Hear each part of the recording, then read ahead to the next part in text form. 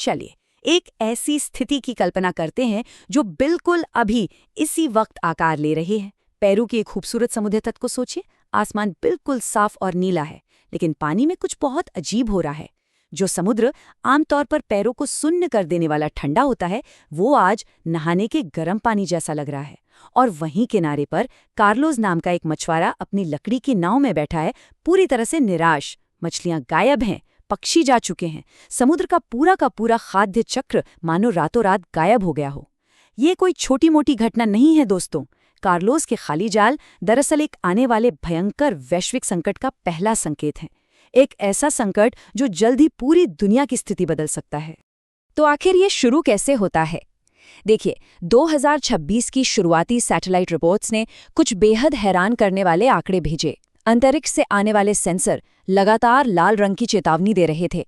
Data ने बताया कि मध्य प्रशांत महासागर यानी सेंट्रल पैसिफिक ओशन अपने आम तापमान से 2.8 डिग्री सेल्सियस ज्यादा गर्म हो चुका है। अब सुनने में 2.8 डिग्री शायद बहुत बड़ा न लगे, है ना? लेकिन हमें मानना पड़ेगा कि समंदर के हिसाब से ये पूरी दुनिया के लिए खतरे की सबसे बड़ी घंटी है। ये एक निश्चित संकेत है कि एक सुपर अल नीनो शुरू हो चुका है। इसे समझने के लिए एक विशाल बाथटब की कल्पना करते हैं। मान लीजिए कि हमारा प्रशांत महासागर वही बाथटब है। आम दिनों में जो ट्रेड विंड्स या व्यापारिक हवाएं होती हैं, वो एक बड़े पंखे की तरह काम करती हैं। गर्मी और गर्म पानी को लगातार पश्चिम की तरफ धकेलती रहती हैं। लेकिन अल नीनो के दौरान ये पंखा अचानक धीमा पड़ जाता है या फिर बिल्कुल उल्टी दिशा में घूमने लगता है। नतीजा? वो सारा का सारा गर्म पानी वापस पूर्व की ओर छलकने लगता है। सोचकर देखिए, सतह से सैकड़ों फीट नीचे तक गर्म पानी भरा होता है, जो अचानक से वायुमंडल में इतनी भारी मात्रा में गर्मी छोड़ता है कि पूरी दुनिया के मौसम का बैलेंस ही बिगड़ जाता है। अब एक बात साफ कर लें, हर अल्नीनो एक जैसा नहीं होता। एक आम अल्नीनो में समुद्र का तापमान लगभग 1 डिग्री सेल्सियस बढ़ता है। हाँ, मौसम में बदलाव तब भी आते हैं, लेकिन सुपर अल्नीनो ये एक अलग ही लेवल की चीज है। यहाँ तापमान 2.5 डिग्री से भी ज्यादा बढ़ जाता है और हर एक असर कई गुना तक खतरनाक हो जाता है। सबसे डरावनी बात तो यह है कि 2015 में जो तबाहकुन अल्नीनो आया था, उसकी तुलना में फिलहाल प्रशांत महासागर ने 30% ज्यादा गर्मी जमा कर ली है। मतलब पिछले कई दशकों की छुपी भी गर्मी अब फटने के लिए पूरी तरह तैयार है। 2026 में क्या होने वाला है, इसका असली अंदाजा तब तक नहीं लगाया जा सकता जब तक हम इतिहास की थोड़ी छानबीन न करें। चलिए वक्त में थोड़ा पीछे चलते हैं, 1870 के दशक में। उस वक्त एक ऐसे ही सुपर एल नीनो ने ऐसी तबाही मचाई थी जिसे सुनकर रोंगटे खड़े हो जाते हैं। ये एक ऐसी डरावनी सच्चाई है जिसे लोग अक्सर भूल चुके हैं, लेकिन ये आज हमारे लिए एक बेहद जरूरी चेतावनी है। इस ऐतिहासिक टाइमलाइन पर जरा गौर करते हैं। 1876 इस साल भारत का मॉनसून पूरी तरह फेल हो गया। अल नीनो ने उन सभी हवाओं को रोक दिया जो बारिश लाती थी। बस एक साल बाद 1877 आते आते देश के अनाज भंडार बिल्कुल खाली हो गए और फिर शुरू हुई एक ऐसी भुखमरी जिसकी कल्पना भी मुश्किल है। लोग जिंदा रहने के लिए बीज, मवेशी और यहाँ तक कि पेड़ों की छाल तक खाने को मजबूर हो गए। जब आखिरकार 1878 में बारिश वापस आई, तब तक बहुत देर हो चुकी थी। लगभग 55 लाख से लेकर 1 करोड़ तक लोग अपनी जान गंवा चुके थे। ये दिखाता है कि एक खेती बाड़ी पर चलने वाला पूरा सिस्टम कितनी जल्दी ताश के पत्तों की तरह बिखर सकता है। लेकिन यहाँ एक ऐसी सच्चाई है जो सबको जाननी चाहिए। इतिहासकार बहुत स्पष्ट शब्दों में कहते हैं कि मौतों का ये मंजर सिर्फ बारिश न होने की वजह से नहीं था। उस दौर में ब्रिटिश शासन था और सच्चाई ये है कि उनके गोदाम अनाज से भरे हुए थे, परंतु उनकी एक नीति थी लेसे फेयर, यानी अहस्तक्षेप की नीति। उन्होंने जरूरतमंद लोगों को अनाज बांटने से साफ इनकार कर दिया। उनका मानना था कि फ्री मार्केट इस समस्या को खुद ही ठीक कर लेगा। नतीजा क्या निकला? एक गंभीर सूखा सिर्फ राजनीतिक लापरवाही की वजह से लाखों करोड़ों मौतों का कारण बन गया। खैर, इतिहास के उस काले दौर से अब वापस आते हैं जून 2026 में। सूखे के साथ साथ अब सामना करना है एक ऐसी हीट वेव यानी लू का जो बर्दाश्त के बाहर है। अमेरिकन मिडवेस्ट का उदाहरण लें। तापमान थर्मोमीटर पर 102 डिग्री फ़ारेनहाइट दिख रहा है, लेकिन भारी उमस की वजह से महसूस हो रहा है जैसे 115 डिग्री हो। यहाँ एक भयंकर जैविक यानी बायोलॉजिकल स्थिति पैदा होती है। हमारा शरीर आमतौर पर पसीना निकालकर खुद को ठंडा रखता है ना, लेकिन जब हवा में पहले से इतनी नमी हो तो पसीना सूख ही नहीं पाता।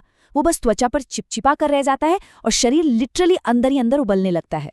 और इसी से जुड़ा है इस पूरी चर्चा का सबसे डरावना आंकड़ा, 95 डिग्री फ़ारेनहाइट वेट बल्ब तापमान। इसे ध्यान से समझना जरूरी है। वेट बल्ब टेम्परेचर वो लेवल है जहां शरीर खुद को ठंडा करने की क्षमता पूरी तरह खो देता है। अगर तापमान इस बिंदु पर पहुंच जाए तो एक पूरी तरह से स्वस्थ और जवान इंसान अगर छांव में छुपकर भी बैठा हो ना, तब भी 6 घंटे के अंदर उसकी जान जा सकती है। हीट वेव्स अक्सर हमें खबरों में उतनी दिखती नहीं क्योंकि वो इमारतें नहीं गिराती, लेकिन सच्चाई में बिना एसी वाले घरों में ये एक बिल्कुल खामोश हत्यारे की तरह काम करती है। गर्मी के इस प्रकोप से आगे बढ़ें तो दूसरा सबसे बड़ा झटका सीधे हमारी खेती और अनाज पर लगता है। जब मॉनसून लड़खड़ाता है तो किसान पर क्या बीतती है।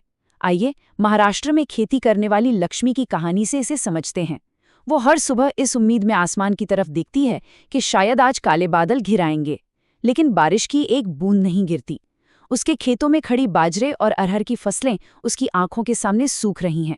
ये बस एक खेत की कहानी नहीं है, ये एक ऐसी धीमी तबाही है जो दुनिया भर में मॉनसून पर निर्भर लगभग 2 अरब लोगों की जिंदगी को अंधेरे में डाल देती है। और ये कोई एक देश की समस्या नहीं है, यही सबसे बड़ा कैच है। अल नीनो दुनिया भर में अलग अलग जगहों पर एक ही वक्त में फसलों को बर्बाद करता है। सोचिए, ब्राजील में सोयाबीन खत्म होता है जिससे मांस की कीमतें आसमान छूने लगती हैं। वहीं ऑस्ट्रेलिया में गेहूं की फसल जल जाती है और ब्रेड महंगी हो जाती है। भारत में चावल का उत्पादन गिरता है जो आधी दुनिया का पेट भरता है। और इंडोनेशिया में सूखे का मतलब है कि खाने का तेल यानी पाम ऑयल महंगा होना। इस पूरे साइकिल को देखिए, हर जगह फसल फेल होने का मतलब है कि अब कोई भी देश दूसरे देश की मदद नहीं कर सकता। सब अपने अपने संकट में फंसे होंगे। इन सब का असर देखते ही देखते हमारे आस पड़ोस वाले किराना स्टोर पर पहुंच जाता है। चावल के इस छोटे से उदाहरण को ही देख लीजिए। जो चावल 2025 में बस $4 का मिलता था, 2026 तक वही चावल $12 का हो जाता है। एक ही साल में कीमत 3 गुना। ये आम लोगों की जेब पर एक तरह का अदृश्य और बेहद खतरनाक टैक्स है। जब आमदनी का एक बड़ा हिस्सा सिर्फ 2 वक्त की रोटी पर खर्च होने लगे तो गरीब और मिडिल क्लास परिवारों के पास बचने का कोई रास्ता नहीं रहता। पोषण की कमी होने लगती है और भूखमरी आगे चलकर आने वाली हर एक बीमारी और संकट का रास्ता खोल देती है। इसके बाद एंट्री होती है खामोश संकट की। हम आमतौर पर टीवी पर बाढ़ और तूफान जैसी बड़ी घटनाओं को देखते हैं, लेकिन उन सुर्खियों के पीछे एक ऐसी आफत छुपी होती है जो ज्यादा आवाज नहीं करती, पर मौतें सबसे ज्यादा वही देती है। वो है पब्लिक हेल्थ यानी सार्वजनिक स्वास्थ्य का संकट। ये धीरे धीरे और बिना किसी आवाज के पूरे समाज को घुटनों पर ला देता है। ये हेल्थ क्राइसिस असल में 3 अलग अलग तरीकों से हमला करता है। पहला है संक्रामक रोग। सूखे के दौरान रुका हुआ और गर्म पानी मच्छरों के लिए किसी जन्नत से कम नहीं होता, और ऐसे में डेंगू, मलेरिया और जीका जैसी बीमारियां तेजी से फैलती हैं। दूसरा बड़ा संकट है मानसिक स्वास्थ्य का। लगातार फसल खराब होने और कर्जे में डूबने से किसान और आम लोग भयंकर डिप्रेशन का शिकार होते हैं, जिससे आत्महत्या के मामले तेजी से बढ़ते हैं। और तीसरा, सांस की बीमारियां। सूखे जंगलों में जैसे अमेज़न या इंडोनेशिया में भयंकर आग लगती है और उस आग का जहरीला धुआं सैकड़ों किलोमीटर दूर बैठे लोगों के फेफड़ों को जिंदगी भर के लिए खराब कर देता है।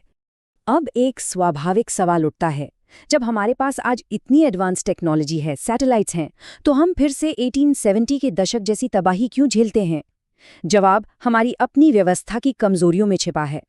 दुनिया भर की एजेंसियों के बीच तालमेल की भारी कमी है। नेता सिर्फ आने वाले छोटे चुनावों के बारे में सोचते हैं, न कि अगले 10 साल के खतरों के बारे में। इसके अलावा दुनिया में आर्थिक रूप से इतनी असमानता है कि अमीर देश खुद को किसी तरह बचा लेते हैं, जबकि गरीब रास्ते पे आ जाते हैं। और सबसे अफसोस की बात, वैज्ञानिकों की लगातार मिल रही चेतावनियों को बिल्कुल अनसुना कर देना। ये अनजानपन नहीं, ये खुद का चुना हुआ एक जानलेवा रास्ता है। तो क्या यहाँ सब कुछ खत्म हो जाता है? क्या हमने हार मान ली है? बिल्कुल नहीं। चलिए अब उस किनारे की बात करते हैं जहां से हम खुद को बचा सकते हैं। सबसे पहली बात जो ध्यान में रखनी है, आम लोग बेबस नहीं हैं।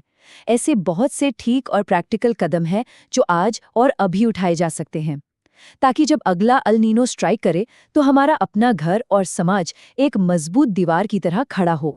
आइए देखते हैं कि रोजमर्रा के स्तर पर हम क्या कर सकते हैं। शुरुआत करते हैं घर से। अपने घर को ठीक से इंसुलेट करिए। सस्ते और अच्छे पंखों का इंतजाम रखिए और इमरजेंसी के लिए ज़रूरी पानी स्टोर करके रखें। रसोई की बात करें तो हमेशा ऐसी चीज़ें जमा रखें जो जल्दी खराब ना हों, और अगर जगह हो तो कुछ सब्जियां खुद उगाने की आदत डालें। स्वास्थ्य के लिए अपने और परिवार की ज़रूरी दवाओं का एक छोटा स्टॉक हमेशा रेडी रखें। अपने पड़ोस में रहने वाले बुजुर्गों का रेगुलरली हालचाल पूछें, और सबसे बढ़कर एक कम्युनिटी के तौर पर अपनी लोकल गवर्नमेंट से सीधे हीट एक्शन प्लान और कूलिंग सेंटर्स की मांग करें। मिलकर आवाज़ उठाना बेहद ज़रूरी है। एक बहुत ही गहरी बात है इस बारे में। निराशा एक ऐसी विलासिता है जिसे गरीब लोग अफोर्ड नहीं कर सकते। क्लाइमेट डूमरिज्म, यानी हर वक्त सिर्फ तबाही की बातें करना और सोचना कि अब कुछ नहीं हो सकता, ये मेंटालिटी बिल्कुल काम नहीं आएगी। हमें प्रैक्टिकल बनना होगा और किसी भी हाल में हिम्मत नहीं हारनी है। याद रखिए, इंसान ने इतिहास में बड़ी से बड़ी आपदाओं को झेला है और उससे बाहर निकला है। आज हमारे पास ज्ञान है, तकनीक है, ज़रूरत है तो बस एकजुट होकर सही वक्त पर कदम उठाने की। तो चर्चा के अंत में बस एक सोचने वाली बात। कल्पना कीजिए हम 2050 में हैं, जब आने वाली पीढ़ियां हमसे उस भयंकर 2026 के सुपर एल-नीनो के बारे में पूछेंगी, तो हम उन्हें क्या कहानी सुनाएंगे? क्या हम कहेंगे कि हम डर गए थे और हार मान ली थी, या फिर हम फख्र से बताएंगे कि कैसे सारे समाज ने मिलकर इस चुनौती का सामना किया, पड़ोसियों ने एक दूसरे को बचाया और हम उस तूफान को पार कर गए? ये सब इस बात पर निर्भर करता है कि हमारी आज की तैयारी कैसी है। ये विशाल महासागर हमें एक भारी चेतावनी दे रहा है। सवाल सिर्फ एक है, क्या हम सच में सुन रहे हैं? इस सवाल को अपने जहन में रखिए। आज की इस डीप डाइव चर्चा में हमारे साथ जुड़े रहने के लिए बहुत बहुत शुक्रिया।